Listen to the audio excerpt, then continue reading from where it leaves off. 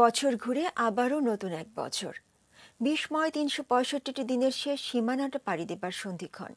চারদিকে যখন শুধুই করোনার হতাশা, স্বাধীনতার সুবর্ণ জয়ন্তীতে বাংলাদেশে তখন ঘুরে দাঁড়ানোর গল্প। ২০২১ যেন সেই লড়াকু বাংলাদেশের গল্পটাই শোনাবে। রেজওয়ান ফয়েজের রিপোর্ট।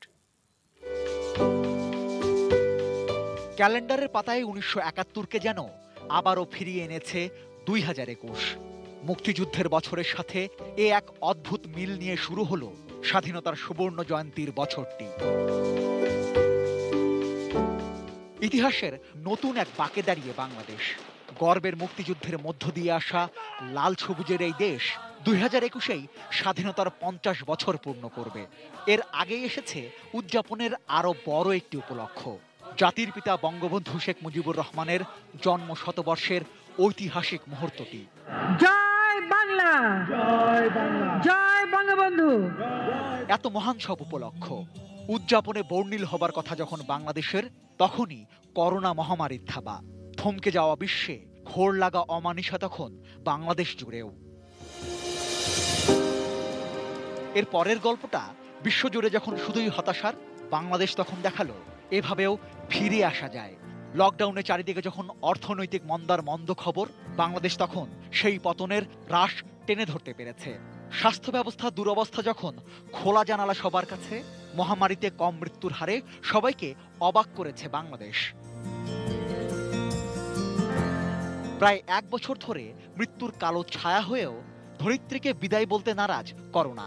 উল্টো অসুস্থ পৃথিবীকে দ্বিতীয় ঢেউয়ে আবারও লকডাউনে বন্ধ দরজায় আটকে ফেলছে। তখন এই দেশের দিকে তাকান।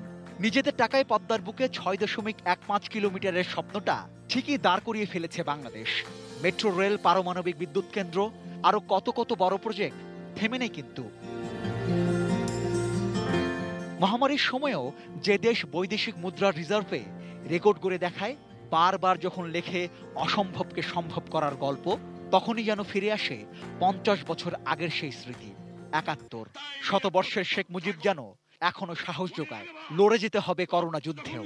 ৭ কোটি বাঙালিকে যখন দাবায় রাখা যায়নি, সংখ্যাটা তো এখন আরো অনেক অনেক বেশি। করোনাও নিশ্চয়ই পারবে না। করোনা মহামারীটা কমে যাবে এটা আশা করতে পারি। যদি করোনা ভ্যাকসিনটা আমরা খুব শীঘ্রই পেয়ে যাই, তাহলে এটা আমাদের জন্য অবশ্যই আরো একটু ভালো হবে।